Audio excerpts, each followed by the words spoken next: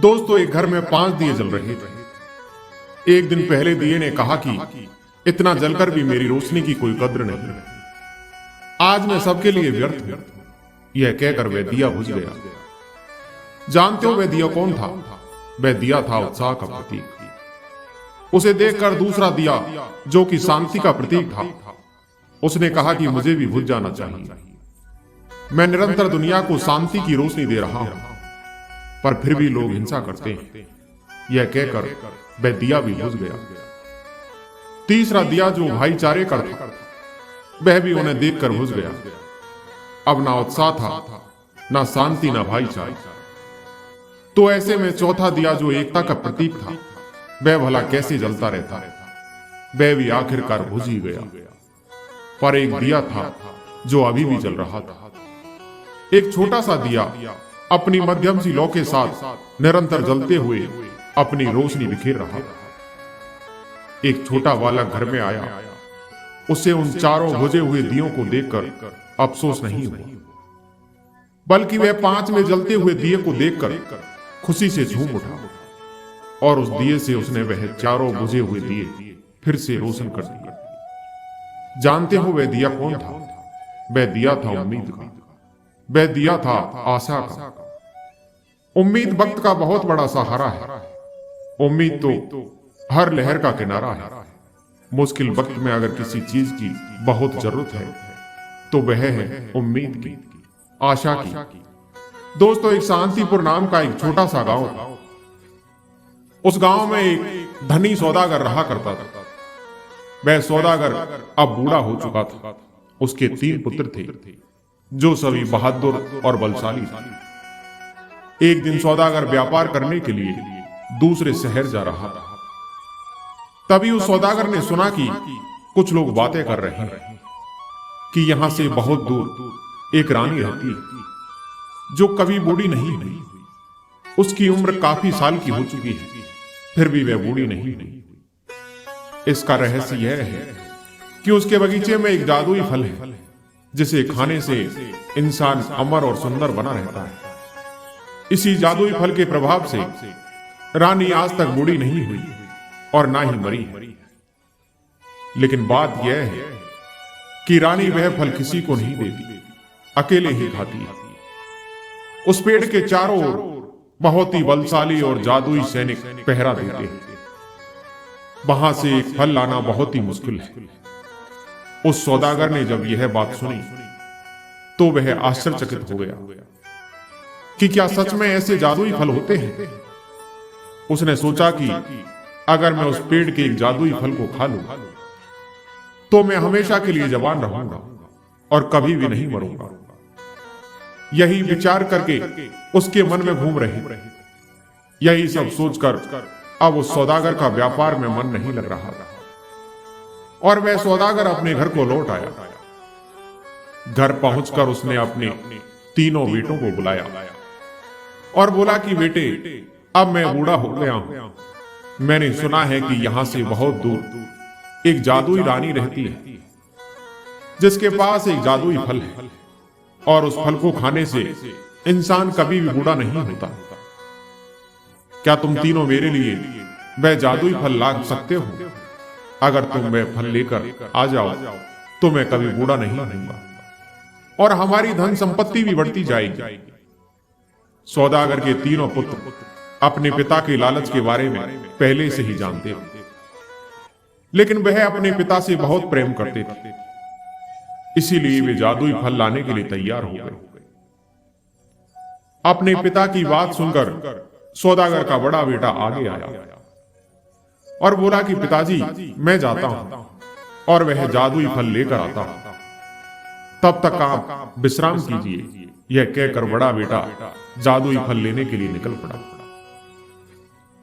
लेकिन उसे यह तक नहीं पता था कि वह जादुई रानी कहां रहती है।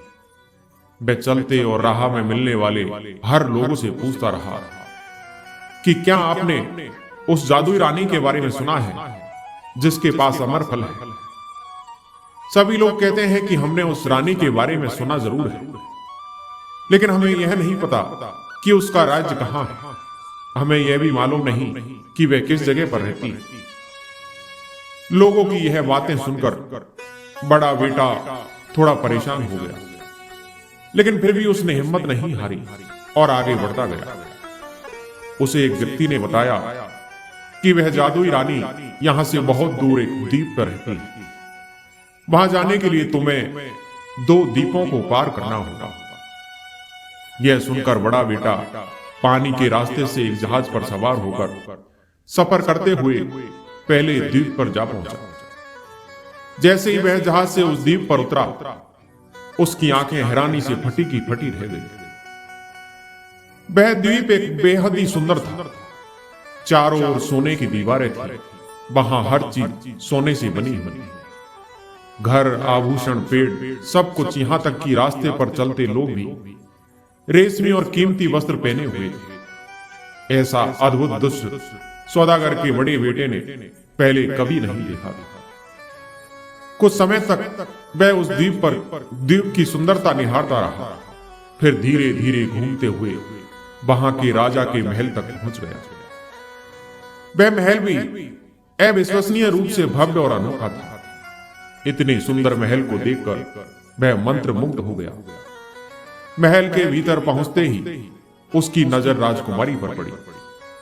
राजकुमारी अपूर्व सुंदरता की मिसाल थी। उसकी चमकती आंखें, लंबे बाल और राजसी ठाट बाट देखकर सौदागर का बड़ा बेटा उस राजकुमारी की तरफ आकर्षित हो गया।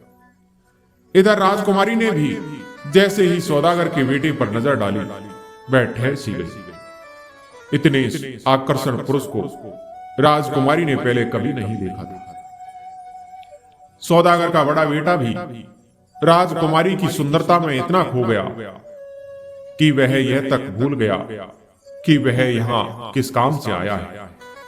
उसे जादुई रानी और अमरफल की बात भी याद नहीं रही। सौदागर के बड़े बेटे ने कुछ समय वहीं ठहरने की सोची और वह उसी राज्य में रहने लगा।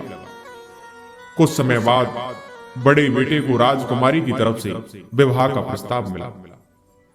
विवाह का प्रस्ताव सुनते ही सौदागर के बड़े बेटे ने खुशी खुशी प्रस्ताव स्वीकार कर लिया।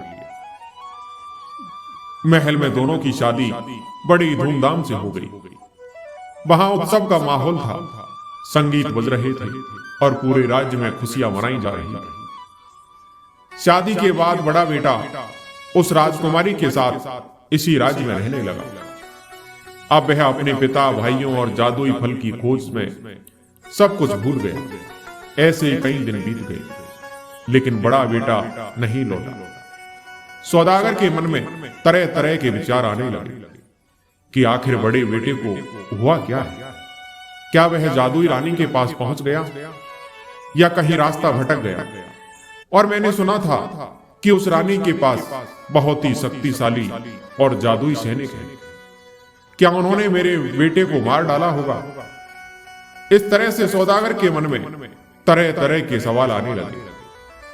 इसी बीच सौदागर का मझला बेटा उसके पास आया और बोला, पिताजी आप चिंता मत कीजिए। अब मैं जाऊंगा, मैं अपने बड़े भाई को ढूंढ कर लाऊंगा और उसके साथ साथ जादुई रानी के बगीचे से मैं अमरफल भी लेकर आऊंगा। आप मेरे लौटने तक प्रतीक्षा कीजिए। इतना कहकर मझला बेटा अपने भाई की तलाश और जादुई फल की खोज के लिए निकल पड़ा।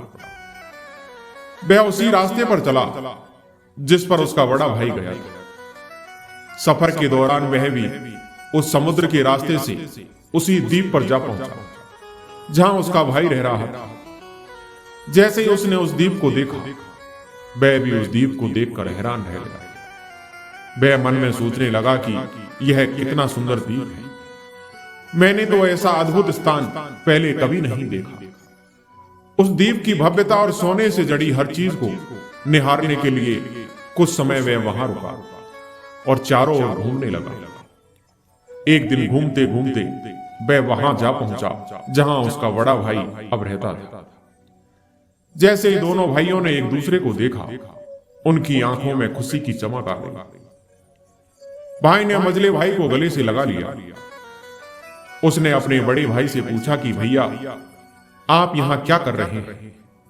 आप तो जादुई फल लेने आए थे। भाई ने मुस्कुराते हुए जवाब दिया कि मैं सच में जादुई फल लेने ही आया था, लेकिन यहां तो जादुई फल से भी बढ़कर सब कुछ है। मैंने इस राज्य की राजकुमारी से विवाह कर लिया है। अब राजा के बाद मैं इस राज्य का राजा बन जाऊंगा, क्योंकि राजकुमारी का कोई भाई नहीं है। अगर तुम चाहो तो यहीं रुक जाओ, मैं तुम्हें अपना मंत्री बना लूंगा और हमारे पास धन दौलत की कोई कमी नहीं होगी। यह सुनकर मजला भाई अचरज में पड़ गया, लेकिन उसने दृढ़ता से कहा कि नहीं भाई, मैं यहां नहीं रुक सकता। मैंने पिताजी से वादा किया है कि मैं आपको वापस लेकर आऊंगा और साथ में अमर फल भी लेकर आऊंगा। मैं अपना वचन नहीं तोड़ सकता। मैं जादुई फल की खोज के लिए आगे बढ़ूंगा और लौटते समय आपको भी अपने साथ चलने के लिए मना कर ले जाऊंगा। इतना कहकर सौदागर का मजला बेटा जादुई फल की तलाश में आगे निकल पड़ा। वह पहले द्वीप को पार कर चुका था। अब उसने समुद्र तट पर यात्रा शुरू की और लंबा सफर तय करते हुए दूसरे द्वीप पर जा पहुंचा। यह द्वीप भी किसी जादुई लोक से कम नहीं था। चारों ओर चमकते हुए अजीबो गरीब दृश्य थे। सौदागर के मजरे बेटे ने सोचा कि पहला द्वीप तो बहुत ही सुंदर था, लेकिन क्या यह उतना ही अद्भुत होगा? मुझे इसे देखना चाहिए। इसी उत्सुकता से वह उस द्वीप पर इधर उधर टहलने लगा, लेकिन यह द्वीप और भी आश्चर्यचकित था। यहाँ के महल हीरे और चांदी से बने थे और पेड़ों पर भी हीरे जवाहरात के फल लटके हुए थे।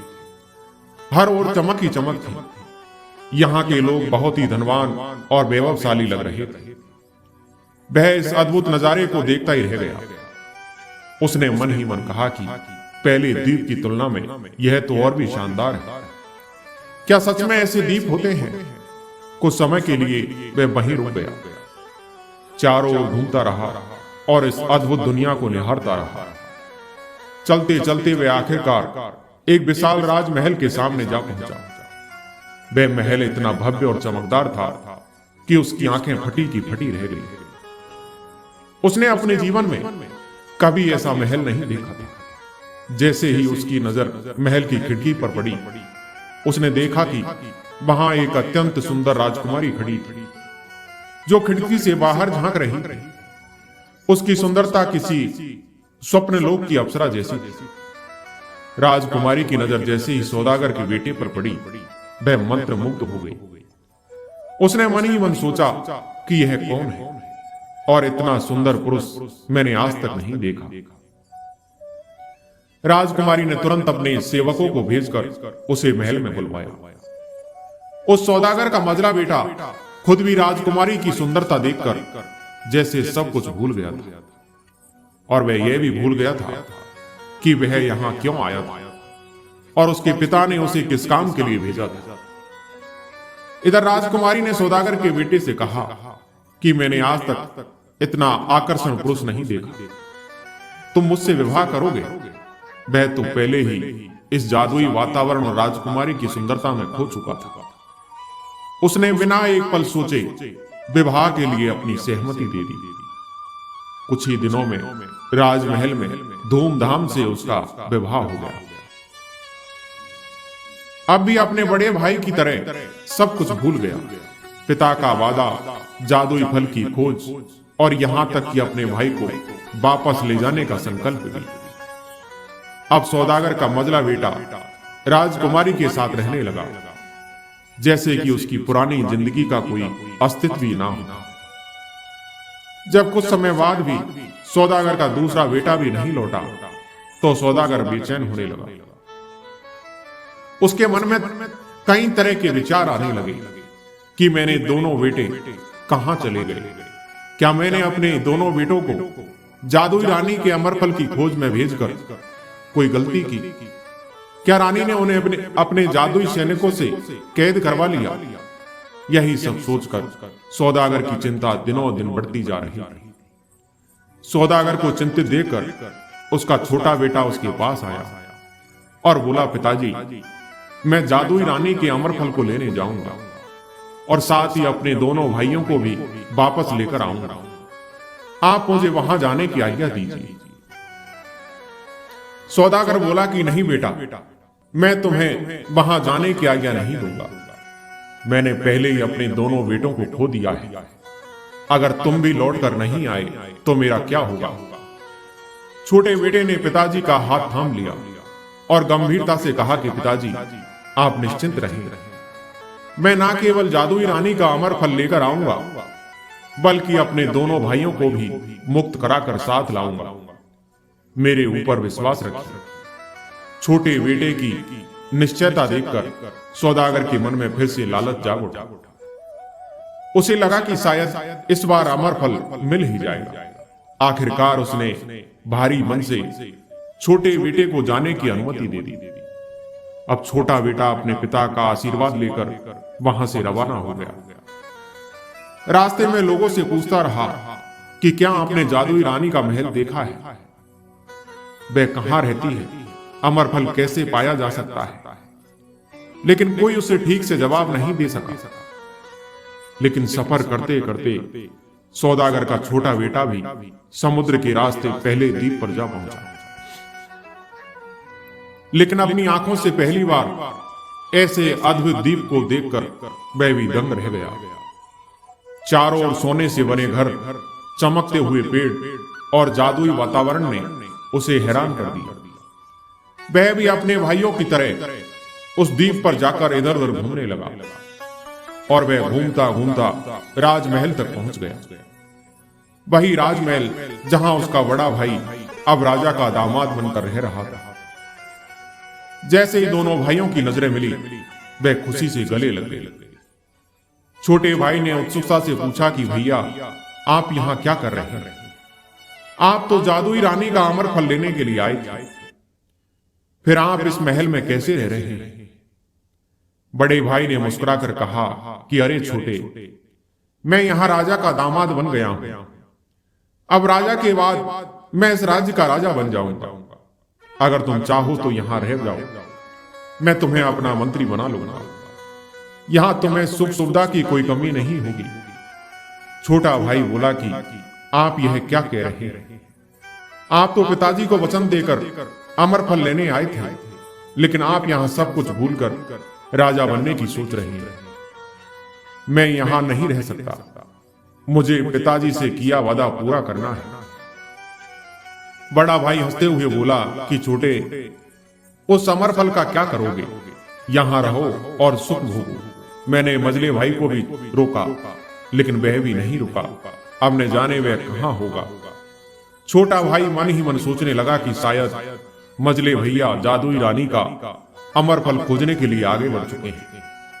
मुझे भी जल्द से जल्द आगे बढ़ना होगा। उसने अपने बड़े भाई से कहा कि भैया, मैं अब जादुई रानी के अमर फल को ढूंढने जा रहा हूं। लौटते समय मैं आपको भी साथ ले चलूंगा। तब तक आप यहीं रहिए और अपने राज्य लौटने की तैयारी कीजिए। यह कहकर छोटा भाई आगे की यात्रा पर निकल पड़ा। जब सौदागर का छोटा बेटा पहले द्वीप को छोड़कर आगे बढ़ा, तो उसने दूसरे द्वीप को देखा। उसके मन में ख्याल आया कि कहीं मेरे मजले भाई भी इसी द्वीप पर तो नहीं रुक गई। यह सोचकर उसने द्वीप पर उतरने का निश्चय किया। जैसे ही वह द्वीप पर पहुंचा, वहां का अनुपम सौंदर्य देखकर वह दंग रह गया। उसने इतनी सुंदर जगह पहले कभी नहीं देखी। चारों ओर चमचमाते महल, रंग बिरंगे फूलों से सजी बागियां और सुनहरी रोशनी में नहाया सारा द्वीप, यह सब देखकर उसे ऐसा लग रहा था मानो स्वर्ग धरती पर उतर आया। और घूमते हुए राजमहल तक पहुंचा और वहां का दृश्य देखकर वह चौंक गया। उसने देखा कि उसका मजला भाई राजमहल में बैठा रानी के साथ हंसकर बातें कर रहा था। छोटा भाई खुशी से मजले भाई के पास गया। दोनों ने एक दूसरे को गले लगाया।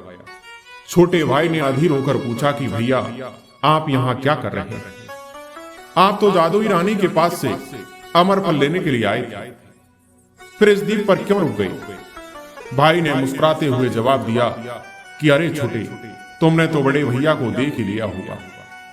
बड़े भाई राजकुमारी के सौंदर्य पर मोहित होकर उस द्वीप पर रुक गए और मैं भी इस राजकुमारी की सुंदरता पर ऐसा मोहित हुआ कि यहीं का होकर रह गया। अब तुम ही जाओ और जादुई रानी से अमर फल लेकर आओ। जब तुम लौटोगे तो हम साथ में अपने राज्य वापस चलेंगे। छोटा भाई यह सुनकर थोड़ा खुश हुआ कि कम से कम मझला भाई बड़े भाई जैसा नहीं था। वह घर लौटने के लिए राजी तो था। उसने दृढ़ता से कहा कि ठीक है भैया, आप यहीं रुको, मैं जादुई रानी के पास जाकर अमर फल लेकर आता हूं।